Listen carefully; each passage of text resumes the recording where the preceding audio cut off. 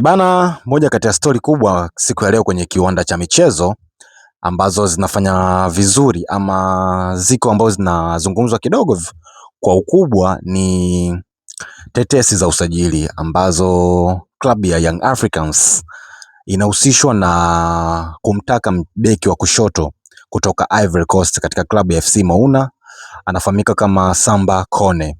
Ni kijana mdogo tu, kazaliwa 2002, ana miaka 23 na inasadikika kuwa ni huenda akawa mrithi wa beki wa kushoto Shadrack Boka.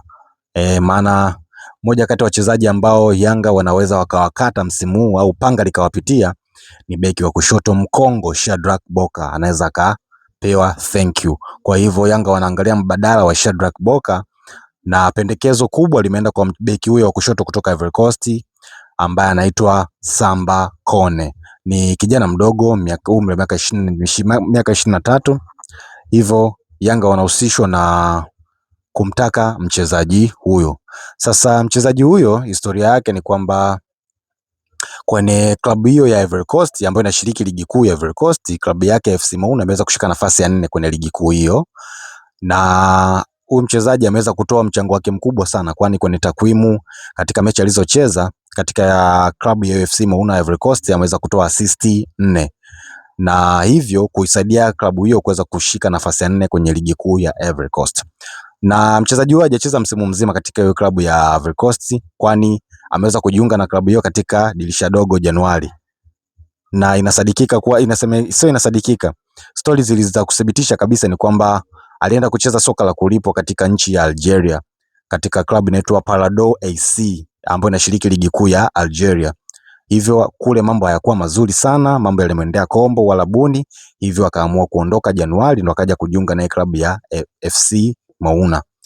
Lakini pia mchezaji huyu ni kwamba mkataba wake utamalizika Juni 30 mwaka 2026, hivyo atakuwa free agent. Kwa hiyo Yanga wanamwangalia kwa jicho la dhahabu sana kuweza kumsajili mchezaji huyu, kwani atakuwa free agent. Sasa je, mchezaji huyu atawafaa Yanga?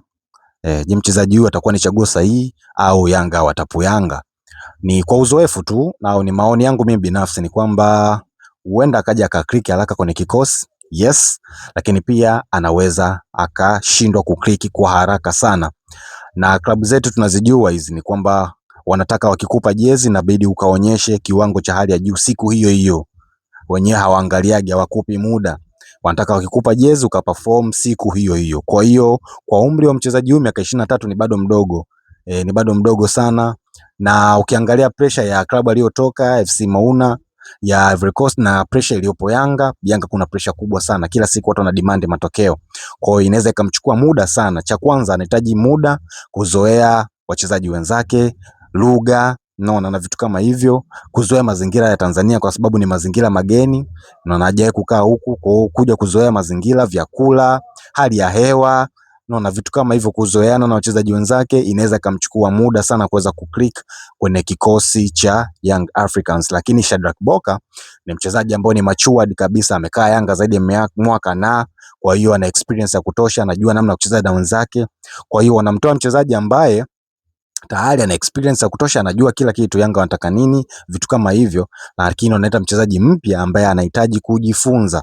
Na ukiangalia nafasi hiyo ya beki wa kushoto tayari kuna mkongwe pale, Zimbwe Junior Shabalala pale atakuwa anazima. Kwa hiyo huyo mchezaji mgeni kuja kucompete na Zimbwe itakuwa ni hatari sana, itakuwa ni balaa sana. Kwa hiyo huyo mchezaji anayekuja anapaswa kufanya kazi ya ziada, na huenda asipofanya kazi ya ziada anaweza akala mkeka, usajili ukawa umebuma. Kwa hiyo ni vizuri kusajili wachezaji wadogo kwa sababu wanakuwa wana kiu ya matamanio ya kufanikiwa zaidi, lakini wachezaji wadogo kwa klabu kama Yanga inachukua muda sana kuweza kuklik kwa sababu ni wadogo, wanahitaji kujifunza na vitu kama hivyo.